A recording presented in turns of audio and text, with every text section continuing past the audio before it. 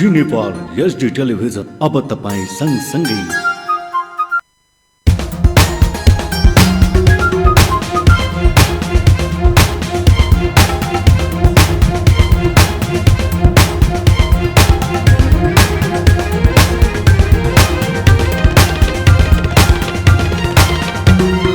नमस्कार, तपाईं हेर्दै हुनुहुन्छ जी नेपाल एचडी टेलिभिजन। हामी यति बेला स्थानीय सरकार कार्यक्रममा छौँ। आर्थिक, सामाजिक, राजनीतिक र स्थानीय मुद्दाहरूमा छलफल गर्ने यो कार्यक्रमको उद्देश्य हुन्छ। अनि यो कार्यक्रममा हामीले विभिन्न पात्रका साथ तपाईहरुको माझमा प्रस्तुत हुने गरेका छौँ। आज हामीसँग हुनुहुन्छ नेपालगञ्जका एउटा समाजसेवी, अभियन्ता पनि हो, उहाँ सामाजिक अभियन्ता पनि हो र अहिले गैर सरकारी संस्था महासङ्घका बाँके जिल्ला अध्यक्ष पनि हुनुहुन्छ। उहाँ हुनुहुन्छ। नमस्कार साथी, स्वागत छ तपाईलाई। धन्यवाद आशीष। अनि के हुँदैछ गैर सरकारी संस्था महासङ्घले बाँकेमा के गरिरहेछ त? अब अहिले हामी सबै यो कोरोनाको महामारीबाट हामी सबै पीडित छौँ। त्यसले सबैतिर असर गरिरहेको छ। अहिले अब सबै गैर सरकारी संस्थाहरू बन्द अवस्थामा छन्। तथापि गैर सरकारी संस्थाहरूले इन्डिभिजुअल रूपमा, अनौपचारिक औपचारिक रूपमा स्थानीय सरकारसँग सहकार्य गरेर काम गरिरहेका छन् भने गैर सरकारी संस्था महासङ्घले पनि गैर सरकारी संस्थाहरूको सहयोग सहकार्यमा हामीले राहत कोषमा केही रकम सहयोग गर्नेदेखि लिएर स्वास्थ्य सामग्रीहरू उपलब्ध गराउने, मानव अधिकार अवस्था अनुगमन गर्नेदेखि लिएर विभिन्न खालका गतिविधिहरूमा प्रत्यक्ष अप्रत्यक्ष रूपमा चाहिँ हामी संलग्न भइरहेछौँ। अहिले तपाईँको यो संस्था त अब सबै सङ्घ संस्थाहरूको एउटा छाता सङ्गठन हो। सबै एनजिओहरू हेरायो भनेर सामाजिक सञ्जालमा देखिन्छ। अनि तपाईँहरूबाट उहाँहरूको साकार भइरहेको छ कि छैन? उहाँहरूले के गरिरहनु भएको छ? वास्तवमा अहिले महामारीको बेला अहिले यो अवस्थामा त उहाँहरूको भूमिका चाहिँ हुनु पर्थ्यो, किनभने कुनै बेला स्थानीय निकायहरूसँग पैसा लिएर कार्यक्रम चलाउने, जनताको एनजिओ संस्थाहरू संस्थाहरू चाहिँ गाउँघरमा देखिने, होइन, कहिले के प्रोग्राम लिएर कहिले के सामाजिक अभियानमा हिँड्ने संस्थाहरू। तर आज चाहिँ त्यो पनि अभियान हो त, यो पनि अभियान हो त। यो अभियानलाई उहाँहरू कुन रूपले लिइरहनु भएको छ? तपाईँहरूसँग के कोर्डिनेसन भइरहेछ? एकदमै महत्त्वपूर्ण कुरा उठाउनु भयो। अब सबभन्दा पहिले त लकडाउन छ अहिले नेपालमा, होइन। लकडाउनको पालना गर्ने जिम्मेवारी गैर सरकारी संस्थाहरूको पनि हो। त्यो लकडाउनको पालना गरिरहेछ एउटा कुरा। कार्यालयहरू, गैर सरकारी संस्थाका कार्यालयहरू पनि सबै बन्द अवस्थामा छन्। तथापि गैर सरकारी संस्थाहरूले बाँकेकै कुरा गर्दाखेरि बाँकेका 8वटा पालिकाहरूलाई गैर सरकारी संस्थाहरूले प्रत्यक्ष रूपमा आफै, अहिले एकद्वार प्रणालीको कुरा छ, आफै गैर सरकारी संस्थाहरूले राहत वितरण गर्दैनन् र सरकारकै राहत कोषमा चाहिँ पैसा जम्मा गर्ने, सहयोग गर्ने काम चाहिँ गैर सरकारी संस्थाहरूले गरिरहेका छन्। त्यसको हामीले अभिलेखीकरण गर्ने काम गरिरहेछौँ, कुन संस्थाले कति गर्यो भनेर। यसरी हेर्दाखेरि हामीले लाखौँ रकम गैर सरकारी संस्थाहरूले 8वटा पालिकाहरूमा दिएको अभिलेख चाहिँ गाउँपालिकाहरूबाट पनि पाइन्छ। कति सहयोग गरिरहनु भएको छ हरेक पालिकालाई? अब यस्तो छ, सङ्घ संस्थाहरूले इन्डिभिजुअल पनि गरिरहेछन्। इन्डिभिजुअल गरेको रेकर्ड चाहिँ हामी लिँदैछौँ, सबै आइसकेको छैन। फेरि अहिले हामीले लिन्छौँ, अहिले अपडेट गर्छौँ, फेरि थपिन्छ, त्यो क्रम जारी छ। यसरी हेर्दाखेरि हामीलाई लाग्छ सरदर 10 देखि 15 लाखसम्म गैर सरकारी संस्थाहरूले सहयोग गरिसकेका छन्। खालि क्यास सहयोग गरेका छन् भने स्वास्थ्य सामग्री, त्यसपछि खाद्य सामग्रीदेखि लिएर अन्य आवश्यक पर्ने कुराहरू गैर सरकारी संस्थाहरूले स्थानीय सरकारलाई सहयोग गरिरहेका छन् भने गैर सरकारी संस्था महासङ्घले धेरै दिन पनि भएको छैन, 2-3 दिन भयो, हामीले 8वटा पालिकालाई 10,000 को दरले हामीले सहयोग गरेका छौँ कोषमा 80,000। र गैर सरकारी संस्था महासङ्घ नेपालको केन्द्रीय कार्यालयले देशैभरका गैर सरकारी संस्थाहरूबाट रकम सङ्कलन गरेर नेपाल सरकारको सङ्घीय सरकारको खातामा केही पैसा जम्मा गर्दैछ। त्यसको लागि बाँके शाखाबाट हामी 30,000 रुपियाँ जम्मा गरेका छौँ। महासङ्घले मात्र 1,10,000 रुपियाँ अहिले चाहिँ सहयोग गरेको छ। एनजिओहरूको भूमिका चाहिँ छ यो लकडाउनको बेला। सर, अर्को कुरा आशिष चाहिँ मैले यहाँनिर जोड्न खोजेको कुरा के हो भने, अब त्यो तपाईँले भने जस्तो कुरा आइरहेछ, सामाजिक सञ्जालमा पनि देखिरहेछौँ, केही मान्छेहरूले बोलेको कुराहरू पनि हामी सुनिरहेछौँ। अब यसमा बुझ्नुपर्ने कुरा के हो भने सरकारी निकायमा पनि अहिले हुला कार्यालयले त राहत बाँडिरहेको छैन, होइन। भूमि सुधार कार्यालयले त राहत बाँडेको छैन, मालपोतले राहत बाँडेको छैन, यातायातले राहत बाँडेको छैन, भन्सारले बाँडेको छैन, होइन। कसले राहत बाँडेको छ त भन्दा नेपाल सरकारको सङ्घीय सरकारको केही कार्यालयहरू र स्थानीय सरकारले वितरण गरिरहेको छ भने सरकारका पनि त सबै संयन्त्रले राहतै बाँडिरहेको त छैनन्। त्यसमा पनि गैर सरकारी संस्थाहरू पनि सबै राहतै बाँड्नलाई त स्थापना भएका छैनन्, सबै यो विपदमै काम गर्नलाई स्थापना भएको त छैनन्, होइन। यो डिजास्टरमै काम गर्ने भनेर स्थापना भएको संस्था त छैनन्। हरेक संस्थाको आफ्नो आफ्नो उद्देश्य हुन्छ, स्वीकृत बजेट हुन्छ, बजेट पनि कुन शीर्षकमा खर्च गर्ने भन्ने हुन्छ। तथापि यो अहिलेको परिस्थिति भनेको यो अकल्पनीय परिस्थिति हो, यो विषम परिस्थिति हो। यसमा उद्देश्य भए तापनि नभए तापनि यो मानवीय नाताले पनि गर्नुपर्ने भएको कारणले गर्दा गैर सरकारी संस्थाहरूको इतिहास नै के छ भने नेपालमा स्वयंसेवी भावनाले संस्थाहरू स्थापना भएको र बिस्तारै काम गर्दै जाँदाखेरि कार्यक्रमहरू प्रोजेक्टहरू पनि गरेको। तर यसको ब्याकग्राउन्ड यसको इतिहास हामीले खोतल्दै जाने हो भने यो एउटा स्वयंसेवी भावनाले केही सेवा गरौँ न, केही मानवीय काम गरौँ न भनेर स्थापना भएको यसको इतिहास भएको कारणले गर्दा चाहे भूकम्पको बेला होस् चाहे अन्य विपदको बेला गैर सरकारी संस्थाहरूको सहयोग उल्लेखनीय छ र अहिले पनि गैर सरकारी संस्थाहरूले गरिरहेछ। महासङ्घले तपाईँको देशभरि गरिरहेछ कि तपाईँ बाँके जिल्लामा? होइन, देशैभर गरिरहेछ। अहिले महासङ्घले 2-3वटा काम गरिरहेछ। एउटा कुरा यसले प्रत्यक्ष रूपमा वान डोर सिस्टमलाई बलियो बनाउनका लागि राहत सङ्कलन गर्ने र सहयोग प्रदान गर्ने काम गरिरहेको छ। जिल्ला जिल्लामा जिल्ला शाखाहरूले गरिरहेका छन् भने केन्द्रले सबै देशभरका संस्थाहरूबाट एकमुष्ट रकम जम्मा गरेर मलाई लाग्छ 30-40 लाख रकम नेपाल सरकारलाई सहयोग गर्ने तयारीमा छ केन्द्रीय कार्यालय। अनि अहिले जस्तो यो जुन तपाईँ एउटा सामाजिक अभियन्ता पनि हो, बाँकेमा केसहरू बढिरहेछ अनि नारायणपुरतिर आएर केसहरू बढी देखिरहेछ, सहरभित्र पनि, अनि लकडाउनको पालना पनि भइरहेको छैन। तपाईँ सामाजिक अभियन्ताको रूपमा अब तपाईँले विगत लामो समयदेखि काम गरिरहनु भएको छ, तपाईँले के लाग्छ यो कसको त्रुटि हो र के समस्याले यस्तो भइरहेछ? नै यस्तो छ, अब सङ्क्रमितहरू बढ्ने त अब यो परीक्षणको दायरालाई फराकिलो बनाउने बित्तिकै सङ्क्रमितको सङ्ख्या चाहिँ बढ्छ होइन। यसमा कसैको दोष भन्दा पनि यो त यस्तो छ, अब हाम्रो देशको धेरै नागरिकहरू भारत जान्छन्, मजदुरीको क्रममा जान्छन् र भारतबाट दिनौँ मान्छेहरू प्रवेश गरिरहेका छन्, नेपालीहरू फर्किरहेका छन् आफ्नो घरमा होइन। त्यसरी हेर्दाखेरि सङ्ख्या बढेको त्यसरी पनि हो। र अर्को कुरा, हाम्रो मान्छेहरू, हाम्रो यो बाँके बर्दिया अथवा 6 नम्बर प्रदेश 7 नम्बर प्रदेशको मान्छेहरू रोजगारीको दौरानमा भारतको बम्बई महाराष्ट्र लगायतका देशहरूमा जान्छन्। त्यो भनेको अहिले इन्डियाको सबैभन्दा बढी प्रभावित ठाउँ हो। त्यो प्रभावित ठाउँबाट फर्किँदाखेरि उतैबाट सङ्क्रमण लिएर आएको नै अहिलेसम्म देखिएको छ। अहिले हामीले यहाँ हेर्दाखेरि पनि भारतबाटै आएका मान्छेहरूमै बढी त्यो देखिएको छ। त्यसमा अब यहाँको कसैको कमजोरी म भन्न चाहँदैन, त्यो सङ्क्रमण देखिनु, त्यो परीक्षणको दायरा फराकिलो बनाउने बित्तिकै सङ्क्रमण बढी देखिन्छ। अब यसको व्यवस्थापनमा केही त्रुटिहरू छन्। पहिला दायरा बढेको राम्रो हुन्थ्यो कि पहिल्यै टेस्ट भइदिए भए सायद मलाई लाग्छ त केस 14 नहुनु, 10 हुनु, 8 हुनु, 5 हुनु, 1-2 हुनु भन्ने स्वाभाविक थियो। टेस्ट ढिलो भएर हो के केस बढेको? अब यस्तो छ, अब यसमा नेपाल सरकारले जति पहल गरेको छ त्यसलाई हामीले नजरअन्दाज गर्न मिल्दैन। पहल गरिरहेछ, प्रयास गरिरहेको छ, त्यो राम्रै पक्ष हो। तथापि सबैभन्दा बढी समस्या त हामीलाई त यो सङ्क्रमण त यो यही देशबाट सुरुवात भएको त होइन, यो बाहिरबाट आएको। त्यस कारणले गर्दाखेरि सबभन्दा सीमाको जुन सीमा सिल गर्ने काममा नेपाल सरकारले ढिलाइ गर्यो होइन, सीमा ढिलो सिल भयो। र त्यसपछि अब जुन आइसकेपछि परीक्षणको दायरा पनि धेरै ढिलो सुरुवात भयो। अझै परीक्षण भइसकेको छैन, धेरै ठाउँमा परीक्षण, क्वारेन्टाइनमै बसेका मान्छेहरूको परीक्षण हुन सकिरहेको छैन।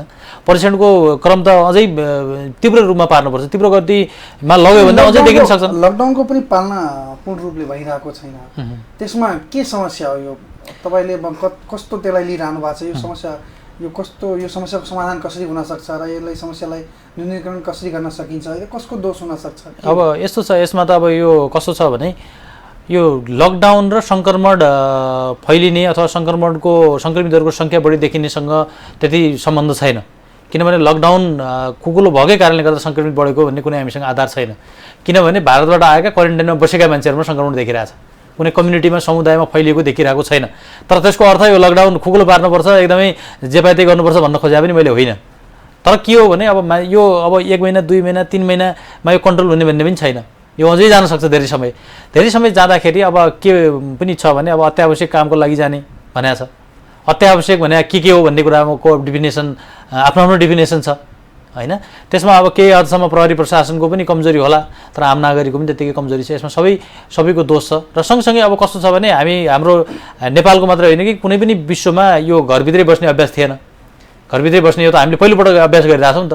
यो अभ्यास गर्दाखेरि कहीँ कतै सबैतिरबाट कमजोरी देखिरहेछ। अनि म फेरि तपाईँकै महासङ्घतिर आएँ। अब चाहिँ तपाईँहरूको अरू योजनाहरू के छ? अब लङ टाइम यो लकडाउन लङ टाइम जाँदैछ, यो लकडाउन लङ टाइम गयो भने तपाईँको संस्थाहरू के गर्ने होइन? जनतासँग कसरी हातुमालो गर्ने र उहाँसँग रिलेसन कसरी डेभलप गर्ने र उहाँहरूको जीवोपार्जन कसरी अगाडि बढाउने, उहाँलाई के सिकाइदिने होइन, उहाँलाई चेतना कसरी फैलाउने, भन्ने किसिमको के छ योजनाहरू? हो, एकदमै महत्त्वपूर्ण कुरा। अब यसमा के छ भने अहिले गैर सरकारी संस्थाहरूले के गरिरहेछन् त भन्दा एउटा सचेतनाको पार्टमा काम गरिरहेछ, अवेरनेस राइजिङ होइन मा नेपाल सरकारले सहयोग गरिरहेछ। दोस्रो चाहिँ राहतका लागि वान डोर सिस्टमलाई बलियो बनाउनका लागि राहत कोषमा पैसा जम्मा गर्ने काम गरिरहेछन्। तेस्रो भनेको यहाँलाई जानकारी गरौँ, राष्ट्रिय मानवाधिकार आयोगको नेतृत्वमा यो गैर सरकारी संस्था महासङ्घकै कन्सेप्ट हो। गैर सरकारी संस्था महासङ्घ, बार एसोसिएसन, नेपाल पत्रकार महासङ्घ र राष्ट्रिय मानवाधिकार आयोग, यी 4-5वटा संस्थाहरू मिलेर मानवाधिकारको यो कोरोना कहरको बेला मानवाधिकारको अवस्था के छ भनेर अनुगमन गर्नका लागि उच्च स्तरीय संयन्त्र, सङ्घीय स्तरको संयन्त्र, प्रदेश स्तरको संयन्त्र र जिल्ला स्तरको संयन्त्र बनिरहेछ र बनिसकेको छ। र यो बाँकीको नेतृत्व चाहिँ एनजिओ फेडरेसनले गरिरहेछ, मैले नेतृत्व गरिरहेको छु। र त्यसको मैले जोड्न खोजेको कुरा के भने देशैभरको मानवाधिकारको अवस्था के छ भनेर अनुगमन गर्ने काम पनि एनजिओ फेडरेसनले संयन्त्रमा बसेर काम गरिरहेछ। र अर्को कुरा, यसले अब यो त तुरुन्तै कन्ट्रोल हुने स्थिति पनि छैन र यसको प्रभाव त पछिसम्म रहन्छ। त्यसैले गैर सरकारी संस्था महासङ्घले आफूसँग आबद्ध संस्थाहरू, अन्य संस्थाहरू र दात्री संस्थाहरूले के भनेको छ भने अब 3टा योजनाहरू बनाऊ होइन, दीर्घकालीन योजना, मध्यकालीन योजना, अल्पकालीन योजनाहरू बनाऊ र आफ्नो जति पनि प्रोजेक्टहरू छन्, अब विभिन्न खालका प्रोजेक्टहरू, अब योभन्दा पहिले त कोरोनाको लागि भनेर त कहीँ फन्ड थिएन, कोरोना आउँछ भन्ने पनि थाहा थिएन, आयो। अब आइसकेपछि अब सबै आफ्ना प्रोजेक्टहरू, आफ्ना कार्यक्रमहरू त्योतिर लक्षित गर भनेर एनजिओ फेडरेसनले भनेको छ। र 3टा योजनाहरू बनाऊ, तत्काल के गर्न सकिन्छ, मध्यकालीन रूपमा के गर्न सकिन्छ र दीर्घकालीन के गर्न सकिन्छ। अब तत्काल भनेको अब अवेरनेसको कुराहरू होलान्, राहत कोषमा पैसा जम्मा गर्ने कुराहरू होलान्, स्वास्थ्य सामग्रीहरू दिने कुराहरू होलान्। अब अल्पकालीन भनेको अब अहिले त हामीले हेरिरहेछौँ, अहिले एक किसिमको लैङ्गिक हिंसा पनि त्यत्तिकै बढेको कुरा छ, मान्छेहरू सुसाइडको सङ्ख्या पनि त्यत्तिकै बढिरहेछ, मान्छेहरू धेरैभन्दा धेरै चाहिँ यो तनावमा गइरहेछन् होइन, मान्छेहरू त्यतातिर पनि ध्यान दिनुपर्ने कुराहरू छ। अर्को एउटा महत्त्वपूर्ण कुरा के छ भने सङ्क्रमितहरू को अब विश्वकै हेर्दाखेरि यसको मृत्युदर कम छ, धेरै मान्छेहरू निको भइरहेछन् होइन।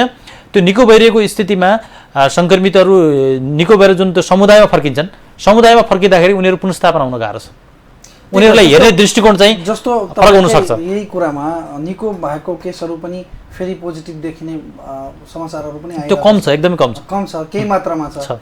त्यो पनि एउटा जोखिम छ कि जोखिम छ होइन, त्यो कसैलाई भेरिफाई हुँदैन कि यो फेरि यसको अहिले पनि छ कि छैन, त्यो केही समयपछि फेरि त्यो पोजिटिभ देख्ने कुराहरू देखिरहेछ। त्यसलाई पनि न्यूनीकरणको लागि कुनै अभियान छैन सरकारको होइन। त्यतातिर पनि एनजिओ फेडरेसनले र स्थानीय निकायहरूसँग तपाईँको जुन कोअर्डिनेसन के कस्तो गर्न सकिन्छ र के गर्न सकिन्छ आगामी दिनको लागि योजनाहरू के बनाइराख्नु भएको छ? अब यो योजना प्लानिङ फेजमै हामी छौँ र हामीले सुन्दाखेरि नेपाल सरकारको अर्थमन्त्रीले यो अहिलेको नयाँ बजेटको आधारहरू पेश गर्दाखेरि पनि गैर सरकारी संस्थाहरूको परिचालन, गैर सरकारी संस्थाको सहकार्यको कुरा चाहिँ प्रष्ट भाषामा उहाँले बोल्नु भएको छ। त्यसको अर्थ के हो भने यो जुन यो कोरोनाको कहर र यसले पार्ने असरहरू, सामाजिक असरहरू छन्, ती सामाजिक असरहरूलाई न्यूनीकरण गर्नका लागि गैर सरकारी संस्थाहरूको भूमिका महत्त्वपूर्ण हुन्छ। एउटा पुनर्स्थापनाको पाटोलाई कसरी लैजाने भन्ने कुरा र अर्को कुरा अब लकडाउन त सधैँ नरहला, लकडाउन सधैँ गरेर पनि हुने स्थिति छैन, लकडाउनको मोडालिटी परिवर्तन गर्नु जरुरी छ। त्यो परिवर्तन गर्दाखेरि पनि केही कुराहरू त हामीले अवलम्बन गर्नैपर्छ। त्यसमा जस्तै अब साबुन पानीले हात धुने कुरा, मास्क लगाएर हिँड्ने कुराहरू, भौतिक दूरी कायम गर्ने कुराहरू, अब त्यसमा चाहिँ अलिकति मध्यस्थताको काम छ कि चेतनामा पनि कमी भएको जस्तो गाउँघरमा चेतना कमी छ। लकडाउन भनेको सहरतिर बढी देखिन्छ, गाउँतिर देखिन्छ छैन हो हैन, त्यसको चेतनामा पनि अभाव देखिन्छ कि त्यसमा पनि तपाईहरुको सरकारले बजेट देला म काम गरौँला भन्ने किसिमको होइन, संस्थाहरूले त अहिले खट्नु पर्ने बेला हो हैन, देशप्रति योगदान दिने बेला, राज्यप्रति सहयोग गर्ने बेला यही बेला हो। त्यसमा तपाईहरुको संघ संस्थालाई निर्देशन दिने कुराहरू उहाँसँग कोर्डिनेसन के कस्तो पार्टमा भइरहेछ? अब आशिषजी यो अरू जस्तो विपद होइन, यो अलिक फरक खालको विपद हो। किनभने जस्तै भूकम्प जाँदा गैर सरकारी संस्थाका हजारौँ लाखौँ स्वयंसेवकहरू परिचालित भए, उनीहरूले भूकम्पमा प्रभावित मान्छेहरूलाई उद्धार गरे। तर अहिले कोरोना सङ्क्रमितहरूको हामी नजिक जाने स्थिति छैन, जानै हुँदैन स्वास्थ्यकर्मी बाहेक होइन। अब अलिकति स्थिति फरक छ, त्यो त छ, त्यो भइरहेछ। नगरपालिका, गाउँपालिका, स्थानीय प्रशासनलाई सहयोग गर्न सकिन्छ। जस्तै अब दैवी प्रकोप उद्धार समिति जुन छ जिल्ला स्तरको, त्यसमा एनजिओ फेडरेसनको प्रतिनिधित्व रहन्छ। जस्तै पालिका स्तरमा पनि हाम्रो प्रतिनिधित्व छ, हामीले त्यहाँ सघाइरहेछौँ। हामीले फन्डराइजिङको कुरामा सपोर्ट गरिरहेछौँ, अवेरनेस राइजिङको कुरामा सपोर्ट गरिरहेछौँ र सँगसँगै अब यो सरकारको यो कोरोना विरुद्धको जुन अभियान छ त्यो अभियानलाई सफल पार्नलाई हामी सहयोग गरिरहेछौँ। अनि अब हामी कार्यक्रमको अन्तिममा पनि छौँ, तपाईँले स्थानीय निकायलाई, नगरपालिकालाई, स्थानीय प्रशासनलाई र राज्यले के भन्न चाहनुहुन्छ? अब यो जति कामहरू भइरहेको छ त्यसको हामी उच्च प्रशंसा गर्छौँ नागरिक समाजको तर्फबाट। जे भइरहेको छ राम्रो भइरहेको छ। तर अब सरकारले लकडाउन मात्रै एउटै उपाय हो, लकडाउन बाहेक अरू कुनै उपाय छैन भन्ने कुरा सोच्नु हुँदैन। लकडाउनको विकल्प खोज्नुपर्छ। किनभने हाम्रो यो अल्पविकसित राष्ट्र हो।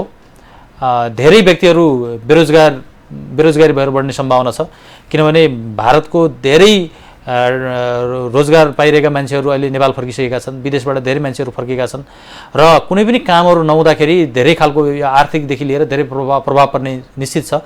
त्यसकारणले गर्दा अब लकडाउनको मोडालिटीलाई अलिकति परिवर्तन गर्न जरुरी छ, एउटा कुरा। र अर्को, मानव अधिकारका आधारभूत कुराहरूमा कहिले पनि कुनै पनि अवस्थामा चुक्नु हुँदैन, नैसर्गिक अधिकार हो, त्यो कुरातिर सरकारको ध्यान दिन जरुरी छ। अर्को कुरा, लकडाउन गरिदिने चुपचाप बसिदिने भएन। लकडाउन एउटा उपाय होला, त्यो सँगसँगै परीक्षणको दायरालाई प्रागिरो बनाउनु पर्यो। अब सङ्क्रमित भइसकेपछि अब हामीले बाँकीकै हेऱ्यौँ नि, बाँकी जस्तो ठाउँमा सङ्क्रमित बढ्दाखेरि सङ्क्रमितहरूलाई व्यवस्थापन गर्न गाह्रो भयो भने पहाडी जिल्लाहरू, गाउँ दूरदराजमा सङ्क्रमण भयो भने के होला हामी सहजै अनुमान गर्न सक्छौँ। त्यसैले क्वारेन्टाइनको उचित व्यवस्थापन, आइसोलेसनको उचित व्यवस्थापन र एउटा पालिका र अर्को पालिकाको बिचमा पनि राम्रो सहकारी नभएको पाइयो। त्यसैले यो कुरामा पनि ध्यान दिनु जरुरी छ। नरेनापुरको केस पनि थियो। नरेनापुरको केसमा क्वारेन्टाइन चाहिँ अरू कुलपुल लाउनु पर्यो भन्ने किसिमको अनि अवरोध विरोध भइरहेको थियो। त्यसमा तपाईँहरूको भूमिका केही थियो र? अब यसमा यो कस्तो छ भने, अब अहिले त्यसमा हामीले भन्नुपर्ने ठाउँमा हामीले एडभोकेसी गर्ने ठाउँमा गऱ्यौँ। अब यो व्यक्तिको एउटा इन्टेन्सनको कुरा हो होइन। यो एउटा ठाउँको मान्छे अर्को ठाउँमा ल्याउनै हुँदैन, एउटा पालिकाको व्यक्तिलाई अर्को पालिकामा लिनै हुँदैन भन्ने कुरा होइन कि त्यो त जुनसुकै पालिकालाई जुनसुकै बेला पनि समस्या पर्न सक्छ होइन। जुन कुराहरू भयो, हुन त अहिले समस्या समाधान भइसक्यो, त्यो बारेमा धेरै म टिप्पणी गर्न चाहँदैन। अब त्यो आधिकारिक त्यहाँको स्थानीय सरकार बोलेको हो कि त्यहाँका केही मान्छेहरू बोलेको हुन् भन्ने कुरा पनि क्लियर छैन। अब यदि सरकार नै बोलेको हो भने त त्यो गलत हो। अब कोही व्यक्ति बोलेको हो भने त व्यक्तिको आफ्नो कुरा पनि हुन्छ। तर यो त कुनै पनि जहाँ व्यवस्थापन गर्न सजिलो हुन्छ, जहाँ व्यवस्थापन गर्दा उपयुक्त हुन्छ, त्यो त सरकारले गर्ने कुरा हो। त्यसमा सबैले सघाउ पुर्याउनुपर्छ। अनि म तपाईँलाई अब कार्यक्रममा अझ केही तपाईँहरूको प्रतिक्रिया छ, तपाईँले सन्देश दिन चाहनुहुन्छ भने हाम्रो स्थानीय सरकार कार्यक्रम मार्फत एनजिओ फाउन्डेसनको तर्फबाट केही सन्देश छ भने तपाईँले दर्शकलाई भन्न सक्नुहुन्छ। अब यो बेला सबैभन्दा पहिले त हामीहरू यो कोरोनाको महामारीमा छौँ। यो कोरोनाको महामारीको प्रभाव हामी सबैलाई परिरहेछ, विश्वमै यसको प्रभाव छ होइन। यो महामारीको रूपमा फैलिरहेको छ। तर जति यसको खतरा, यसको जोखिम हो, त्योभन्दा बढी खतरा हाम्रो यो अनर्गल प्रचार, दुष्प्रचार र विभिन्न खालका अफवाहले भइरहेको छ। त्यसकारणले गर्दा विभिन्न खालका अफवाह नफैलाई सत्य तथ्य सूचनाहरू हामीले प्रदान गरौँ। र यो अवस्थामा गैर सरकारी संस्थाहरू चुप लागेर बसेका छैनन्। गैर सरकारी संस्थाहरूले पनि कुनै न कुनै रूपमा काम गरिरहेका छन् र अझ गैर सरकारी संस्थाहरूको भूमिका अझ बढेर जाने सुनिश्चित छ। गैर सरकारी संस्थाहरूलाई पनि हामी आग्रह गर्छौँ र आम नागरिकहरूलाई पनि गैर सरकारी संस्थाहरूले दिनुपर्ने सुझावहरू नियमित रूपमा प्रदान गरिदिन अनुरोध गर्छौँ।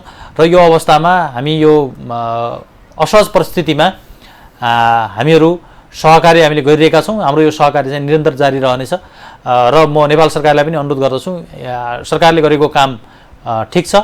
परीक्षणको दायरा फराकिलो बनाउनु पर्यो, उपचारलाई प्रभावकारी बनाउनु पर्यो, आइसोलेसन र क्वारेन्टिनको राम्रो व्यवस्था हुनु पर्यो। त्यसमा नागरिकहरूको संलग्नता पनि सुनिश्चित हुनु पर्यो। त्यसमा नागरिक समाजको सहकार्यको हामीले मात्र सहकार्य गर्न खोजेर हुँदैन, सरकारले पनि सहकार्यका चाहिँ हात फैलाउन जरुरी छ। हस्, तपाईँलाई धन्यवाद। तपाईँले आफ्नो अमूल्य समय दिनुभयो, त्यसको लागि म तपाईँलाई धन्यवाद दिन चाहन्छु। धन्यवाद। दर्शकबिन, तपाईँ हेर्दै हुनुहुन्छ जी नेपाल एचडी टेलिभिजन। हामी स्थानीय सरकार कार्यक्रममा थियौँ।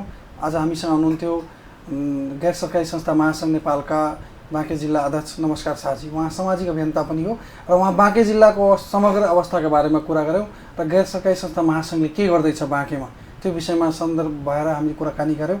उहाँले हामीलाई जानकारी गराएअनुसार उहाँको सहकार र उहाँ अग्रणी भूमिका खेलिरहनु भएको छ भन्ने किसिमको जानकारी दिनुभएको छ।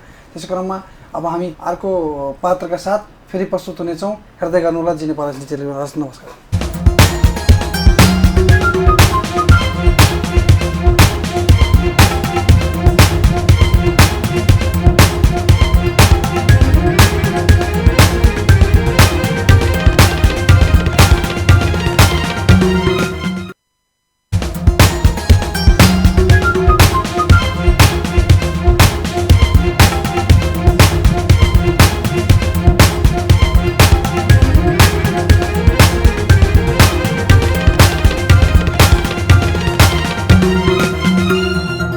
जी नेपाल एचडी टेलिभिजन अब तपाईँ सँगसँगै